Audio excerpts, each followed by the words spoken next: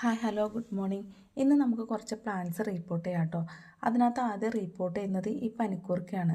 പനിക്കൂർക്ക നട്ടിട്ട് കുറച്ച് അധികം നാളായി, ഇത് റിപ്പോർട്ട് ചെയ്യേണ്ട സമയമൊക്കെ കഴിഞ്ഞു. അപ്പോൾ ഇതിൻ്റെ ആണെങ്കിൽ ഇനി ഇതിനകത്ത് വളരാനും സ്ഥലമില്ല. അതിൻ്റെ ഇലകൾക്കാണെങ്കിൽ ചെറിയ രീതിയിലുള്ള കേട് വന്നു തുടങ്ങിയിട്ടുണ്ട് കേട്ടോ.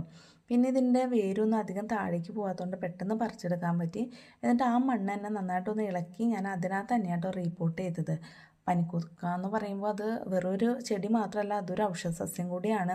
അതിൻ്റെ ഇലയൊക്കെ നമുക്ക് വളരെ ഉപകാരപ്രദമായിട്ടുള്ളതാണ്. വെള്ളം തിളപ്പിക്കുമ്പോഴൊക്കെ ഇട്ട് കുടിക്കാം. പിന്നെ ചുമ പനിയൊക്കെ വരുമ്പോൾ നമുക്ക് അമ്മമാർ ഇതിൻ്റെ ഇല പിഴിഞ്ഞ് നീരൊക്കെ തരാറുണ്ട്. അപ്പോൾ ഇത് എല്ലാ വീട്ടിലും ഉള്ളത് നല്ലതാട്ടോ. പെട്ടെന്ന് പിടിച്ച് കിട്ടുന്ന ഒരു ചെടിയും കൂടിയാണ് പനിക്കൂർക്ക.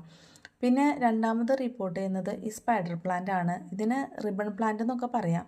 രണ്ട് ടൈപ്പ് ഓഫ് സ്പൈഡർ പ്ലാന്റ് ഉണ്ട്. അതിനകത്ത് ഒരു ടൈപ്പാട്ടോ ഇത് വളരുന്നത് ഇതിൻ്റെ അടിയിൽ ചെറിയ കിഴങ്ങ് രൂപത്തിലുള്ള കിഴങ്ങുകളുണ്ട്. ഈ കിഴങ്ങിൽ നിന്നാണ് ഇത് വളരുന്നത്. പെട്ടെന്ന് തന്നെ പ്രൊപ്പഗേറ്റ് ചെയ്യാൻ പറ്റുന്ന പ്ലാന്റ് ആട്ടോ ഈ സ്പൈഡർ പ്ലാന്റ്.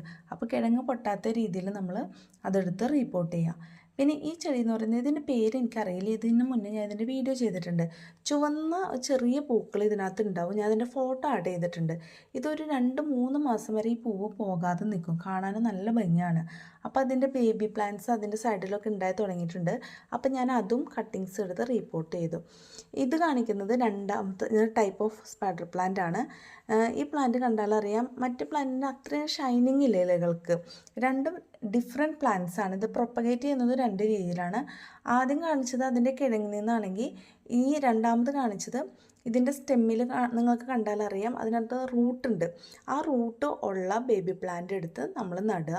ഇതിനധികം കെയറൊന്നും ആവശ്യമില്ല. അത്യാവശ്യം നല്ല രീതിയിൽ താഴേക്ക് വന്നിട്ടുള്ള റൂട്ട് വന്നിട്ടുള്ള ബേബി പ്ലാന്റ് എടുത്ത് നട്ടാൽ മതി. പിന്നെ ഇടയ്ക്കൊന്ന് നനച്ച് കൊടുത്താലും മതി. പിന്നെ നന്നായിട്ട് തിക്കാകുമ്പോൾ ഒന്ന് റിപ്പോർട്ട് ചെയ്ത് കൊടുക്കണം.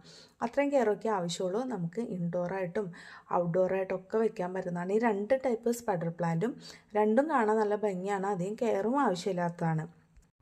അടുത്ത് കാണിക്കുന്നത് ഈ റൗണ്ട് ഷേപ്പിലുള്ള ഇലയുള്ള ചെടിയാണ്. ഇത് ഒറ്റ സ്റ്റെം എൻ്റെ കയ്യിൽ ഉണ്ടായിരുന്നുള്ളൂ. ആ ഒറ്റ സ്റ്റെമ്മിൽ നിന്നാണ് ഞാൻ ഈ 2 പോട്ട് നിറയെ ആക്കിയത്. ഇത് കട്ട് ചെയ്ത് നടുവാണെങ്കിൽ നിറയെ ഉണ്ടാവും. വേറെ പൂക്കളൊന്നും ഉണ്ടാവില്ല. പക്ഷേ ഇതിൻ്റെ ഇല കാണാൻ നല്ല ഭംഗിയാണ്. നമുക്ക് ഇൻഡോറായിട്ടോ ഔട്ട്ഡോറായിട്ടോ ഒക്കെ വെക്കാം.